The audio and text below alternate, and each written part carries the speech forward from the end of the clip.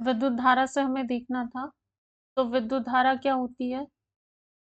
किसी चालक में विद्युत आवेश की प्रवाह की दर को विद्युत धारा कहते हैं। किसमें? चालक में। ठीक है। विद्युत धारा को धनावेशों का प्रवाह माना गया है और धनावेशों के प्रवाह की दिशा को ही विद्युत धारा की दिशा माना है। कुल मिलाकर विद्युत धारा में किसके प्रवाह को माना गया है? जो धन आवेश है उसके प्रवाह को विद्युत धारा माना है, और जिस दिशा में धनावेश गतिमान होते हैं उसे ही विद्युत धारा की दिशा माना गया है। परिपाटी के अनुसार किसी विद्युत परिपथ में इलेक्ट्रॉन जो ऋणावेश है उसके प्रवाह की दिशा के विपरीत दिशा को विद्युत धारा की दिशा माना जाता है। मतलब इलेक्ट्रॉन ऋणात्मक आवेश वाले होते, जो भी धन आवेश है उसकी जो दिशा होगी प्रवाह की उसे ही विद्युत धारा की दिशा माना है। तो हम ऐसा भी बोल सकते हैं कि जो इलेक्ट्रॉन है उसके प्रवाह की विपरीत दिशा को विद्युत धारा के प्रवाह की दिशा माना है। एसआई मात्रक क्या है? एम्पियर। और कैसी राशि? अदिश राशि। तीन मुख्यतः बातें विद्युत धारा के बारे में याद रखना। किसी चालक में विद्युत आवेश की प्रवाह की दर को विद्युत धारा कहते हैं। इसका एसआई मात्रक एम्पियर है और ये एक प्रकार से अदिश राशि है। नोट दिया हुआ है। विद्युत धारा के मात्रक का नाम आंद्रे मेरी एम्पियर नाम के जो फ्रांसीसी वैज्ञानिक थे उनके नाम पर एम्पियर रखा गया है। विद्युत धारा का सही मात्रक आपको पता है एम्पियर है। किसके नाम पर रखा है? आंद्रे मेरी एम्पियर के नाम पर। ये कहाँ के वैज्ञानिक थे? फ्रांसीसी वैज्ञानिक थे। 1 एम्पियर विद्युत धारा क्या होती है?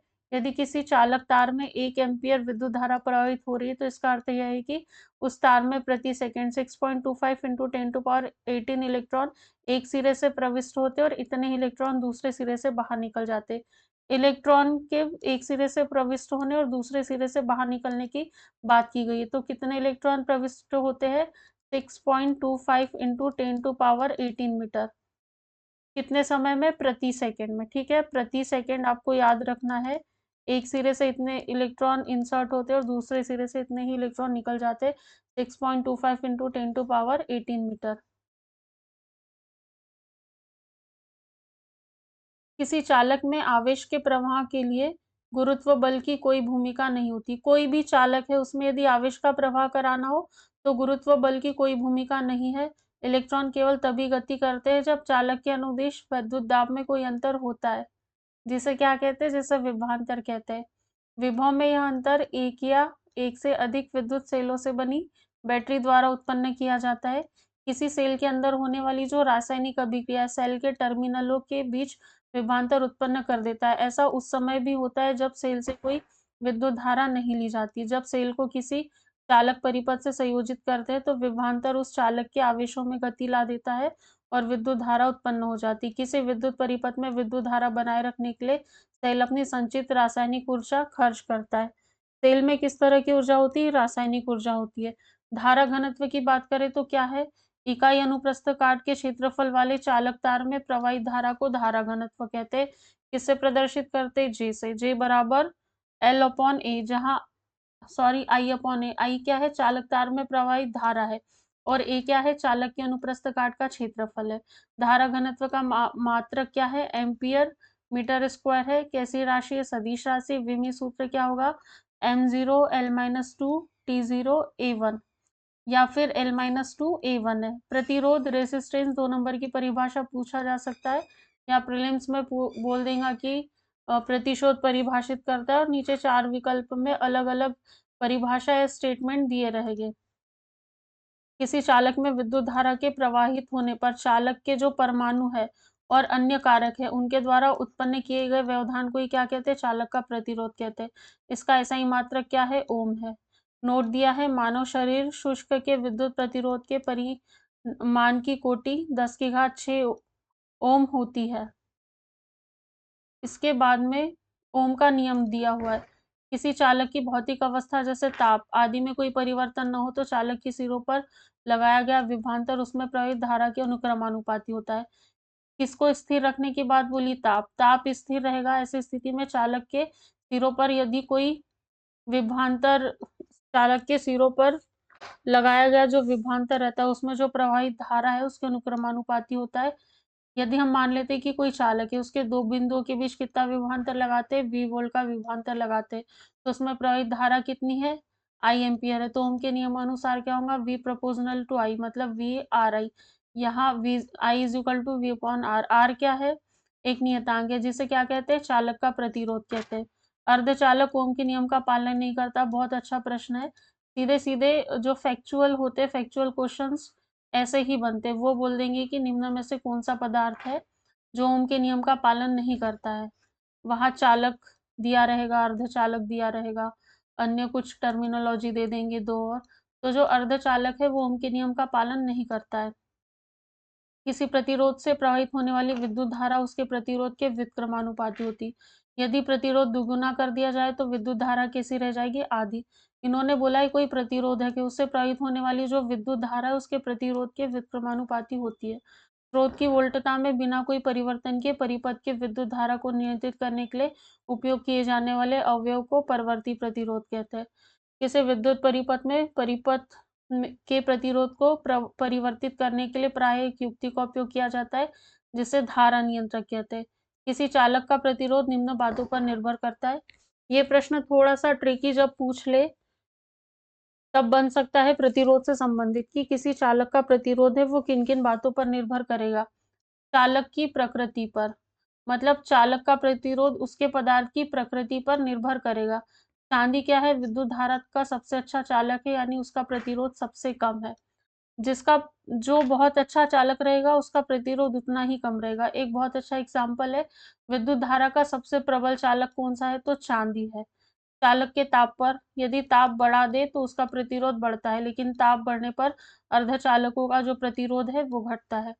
चालक की लंबाई पर किसी चालक का प्रतिरोध उसकी लंबाई का समानुपाती होता है, अर्थात लंबाई बढ़ने पर चालक का प्रतिरोध बढ़ता है।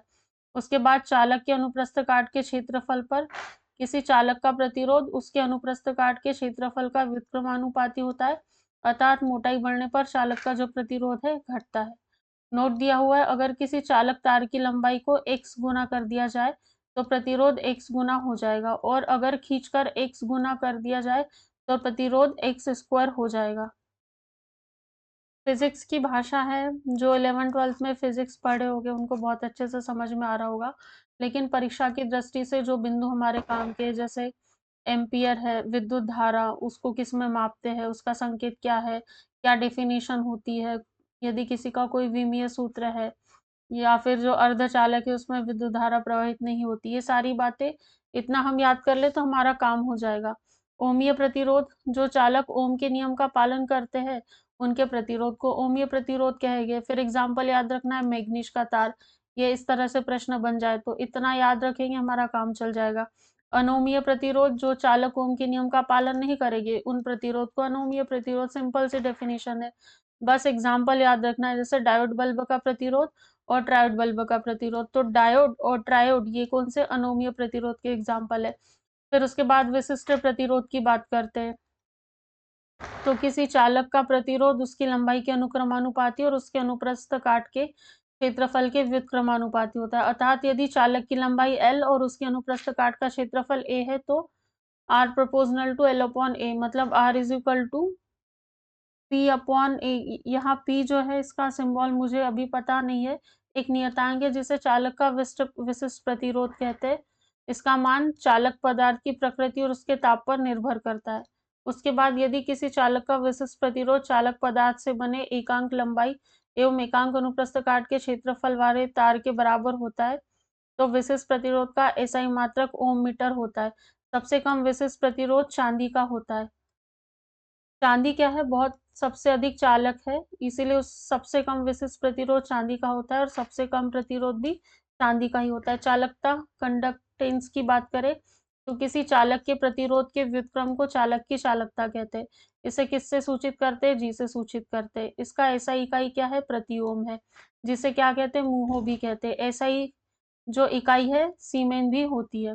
विशिष्ट चालकता, कंडक्टिविटी की बात करें तो किसी चालक के विशिष्ट प्रतिरोध के व्युत्क्रम को चालक की विशिष्ट चालकता कहते हैं। इसे थीटा तो नहीं है, ओमेगा तो इस तरीके से होता है, ये संकेत देख लीजिएगा। इसकी इकाई प्रति ओम प्रति मीटर होती है। प्रतिरोधों के संयोजन की बात करें तो आप लोगों ने स्कूल टाइम में पढ़ा होगा, उसके बाद यदि कोई मैथ्स बैकग्राउंड का बच्चा होगा तो ज़रूर उसने पढ़ा होगा, लेकिन हम लोग का बायोलॉजी था तो उसके बाद ये सारी चीज़ें पढ़ने में नहीं आई थी। 11 9 10th में तो फिजिक्स केमिस्ट्री कंपलसरी था, बायोलॉजी भी, मैथ्स भी, लेकिन 11th-12th में फिर यदि आप मैथ्स के स्टूडेंट हो तो मैथ्स, बायोलॉजी के स्टूडेंट हो तो बायोलॉजी।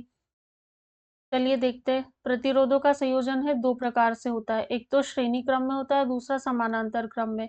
श्रेणी क्रम में जो संयोजित प्रतिरोध है उसका समतुल्य प्रतिरोध समस्त प्रतिरोधों के योग के बराबर होता है। प्रतिरोधों के श्रेणी क्रम संयोजन की पहचान क्या है? भिन्न-भिन्न प्रतिरोधों में प्रवाहित होने वाली समान धाराएँ। अधिकतम प्रतिरोध प्राप्त करने के लिए प्रतिरोधों को श्रेणी क्रम में जोड़ा जाता है। श्रेणी क्रम में कब जोड़ते हैं? जब अधिकतम प्रतिरोध प्राप्त करना हो, तब इन्हें श्रेणी क्रम में जोड़ा जाता है। उसके बाद समानांतर क्रम की बात करते हैं, तो जो समानांतर क्रम है, उसमें संयोजित प्रतिरोधों के समतुल्य प्रतिरोध का व्युत्क्रम उनके प्रतिरोधों के व्युत्क्रम के योग के बराबर होता है। प्रतिरोधों के समानांतर क्रम में संयोजन की पहचान प्रत्येक प्रतिरोध पर विभवांतर का समान होना है।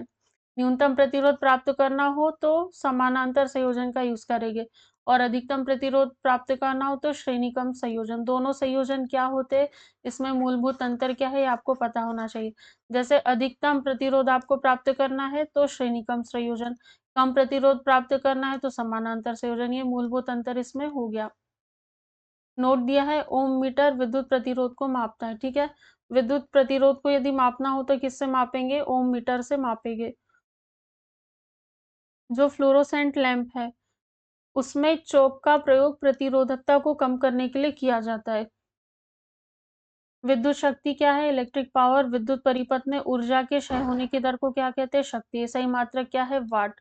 इस फिर किलोवाट घंटा या फिर यूनिट है। 1 किलोवाट घंटा मात्रक अथवा 1 यूनिट विद्युत ऊर्जा की वह मात्रा है जो किसी परिपथ में 1 घंटे में व्यय होती है, जबकि परिपथ में 1 किलोवाट की शक्ति हो। किलोवाट घंटा मात्रक बराबर वोल्ट इंटू एम्पियर इंटू घंटा बटे 1000 वाट गुणित घंटा बटे 1000, ये इसका सूत्र दिया हुआ है। ये एक इक्वेशन तरीके से इसको छोड़ दीजिए। एमीटर है, क्या है ये देखिए। तो परिपथ में विद्युत धारा मापने के लिए जिस यंत्र का उपयोग करते हैं उसे एमीटर कहते हैं। जब आगे चलकर हम विविध पढ़ेंगे फिजिक्स का, वहां भी इसका उल्लेख रहेगा। इसे सदैव जिस परिपथ में विद्युत धारा मापनी होती है उसके श्रेणी क्रम में संयोजित किया जाता है। यहाँ से प्रश्न की संभावना है। पहला प्रश्न एमीटर क्या है और दूसरा प्रश्न इसे किस क्रम में जोड़ा जाता है। तो एमीटर जो परिपथ है विद्युत धारा मापने के लिए इसका यूज किया जाता है। दूसरा, परिपथ में किस क्रम में जोड़ते हैं? श्रेणी क्रम में संयोजित किया जाता है। एक आदर्श एमीटर का प्रतिरोध क्या होना चाहिए? 0 होना चाहिए। वोल्टमीटर क्या है? वोल्टमीटर का प्रयोग परिपथ के किन्हीं दो बिंदुओं के बीच विभवांतर मापने के लिए किया जाता है। इसे परिपथ में सदैव समानांतर क्रम में लगाया जाता है। तो एमीटर को किस क्रम में लगाया जाता है? श्रेणी क्रम में। वोल्टमीटर को किस क्रम में लगाया जाता है? समानांतर क्रम में लगाया जाता है। एक आदर्श वोल्टमीटर का प्रतिरोध क्या होना चाहिए? अनंत होना चाहिए। तो ये सारी चीजें क्लियर हो गई होगी। एमीटर और वोल्टमीटर की जो तुलना है अगली क्लास में देखेंगे। Thank you so much.